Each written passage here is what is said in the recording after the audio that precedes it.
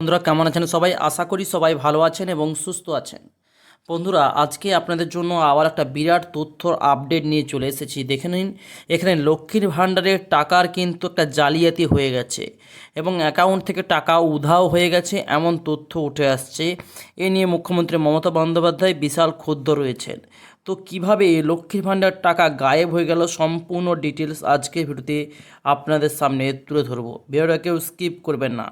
মূলত তরুণের স্বপ্ন প্রকল্পে এ রাজ্যে বহু স্কুলের পড়ুয়ারা ট্যাব বা মোবাইল কেনার যে টাকা, সেই টাকা কিন্তু পেয়ে থাকেন এবং সেই টাকাই লোপাট করেছে সাইবার অপরাধীরা। বিষয়টি সামনে আসা মাত্র তদন্ত শুরু করেছে মুখ্যমন্ত্রী মমতা বন্দ্যোপাধ্যায়ের সরকার। আর তাতেই সামনে এলো এক চাঞ্চল্যকর তথ্য।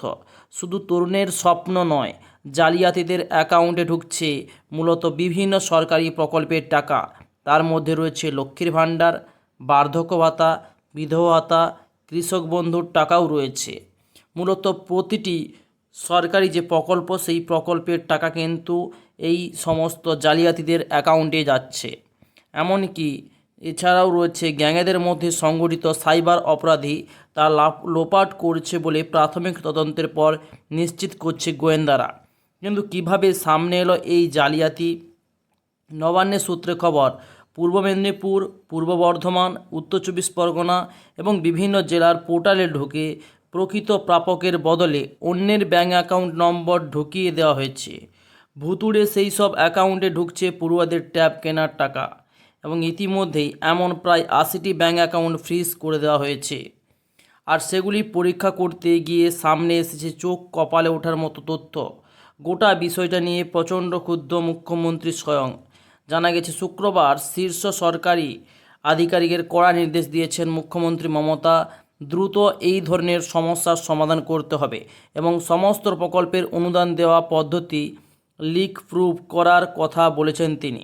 এমনকি তার নির্দেশে সোমবার থেকেই জালিয়াতিদের কোপে পড়া পড়ুয়াদের ব্যাংকের অ্যাকাউন্টে ট্যাব কেনা টাকা দেওয়ার প্রক্রিয়া শুরু করা হচ্ছে বলে খবর সূত্রে জানা গেছে। এবং জালিয়াতিদের অ্যাকাউন্টে ট্যাব কেনার টাকা যাওয়াতে বিরাট অবাক হন তদন্তকারীরা। কিন্তু সেখানে লক্ষ্মীর ভাণ্ডার, বার্ধক্য ভাতা এবং কৃষক বন্ধুর টাকাও জমা পড়েছে দেখে চক্ষু চড়ক গাছ হয়ে গেছে। কারণ পড়ুয়াদের অ্যাকাউন্টে এসব সামাজিক সুরক্ষা প্রকল্পের অনুদান যাওয়া কোনোভাবেই সম্ভব নয়। আর সেই কারণেই তদন্তকারীদের অনুমান, এই কেলেঙ্কারির নেপথ্যে রয়েছে পেশাদারি কোনো গ্যাং। না হলে একের পর এক সরকারি প্রকল্পের টাকা তাদের অ্যাকাউন্টে পাচার করা হয় কিভাবে? সাইবার অপরাধে যুক্ত রয়েছে পেশাদারি গোটা কাণ্ডের নেপথ্যে রয়েছে তোলপাড় হচ্ছে বিভিন্ন জায়গায়। এবং নবান্নের সূত্রে খবর রয়েছে বা জানা গেছে, মুখ্যমন্ত্রী মমতা বন্দ্যোপাধ্যায়ের পরামর্শেই রাজ্যের কয়েকটি জেলার পড়ুয়াদের প্রাপ্য টাকা লোপাটের ঘটনা তদন্তের ভার দেওয়া হয়েছে সিআইডিকে। এবং তদন্তকারী বলছেন যে এখনও পর্যন্ত যে পূর্ব মেদিনীপুর, পূর্ব বর্ধমান এবং পড়ুয়াদের টাকা ট্যাবের টাকা লোপাট ঘটনাটি 200টির বেশি অবাঞ্ছিত ব্যাঙ্ক অ্যাকাউন্টে চিহ্নিত করা সম্ভব হয়েছে, যার মধ্যে 80টি অ্যাকাউন্ট ফ্রিজ করা হয়েছে। তার মধ্যে 64টি অ্যাকাউন্টে গিয়েছে পূর্ব মেদিনীপুর পড়ুয়াদের টাকা। এই অ্যাকাউন্টগুলি অধিকাংশই রয়েছে কিন্তু ঝাড়খণ্ডে রয়েছে, বিহার, রাজস্থানের মতো ভিন রাজ্যের। এবং বাংলার মুর্শিদাবাদ, উত্তর দিনাজপুর, নদিয়া জেলায় এমন কিছু অ্যাকাউন্টেরও হদিশ পাওয়া গেছে। এবং সূত্রে মারফত খবর আসছে, যে কায়দায় সরকারি পোর্টালে ঢুকে পড়ুয়াদের হকের টাকা লোপাট করা হয়েছে, তার সঙ্গে ঝাড়খণ্ডের জামতাড়া, রাজস্থানের আলওয়ার এবং বিহারের গয়া গ্যাংয়ের মোডাস অপারাডিন যথেষ্ট মিল রয়েছে। এই পর্বে উত্তর চব্বিশ পরগনার যে হাবড়া অশোকনগর এলাকার বেশ কয়েকটি স্কুলের পড়ুয়াদের অ্যাকাউন্টে হানা দিয়েছে জালিয়াতরা।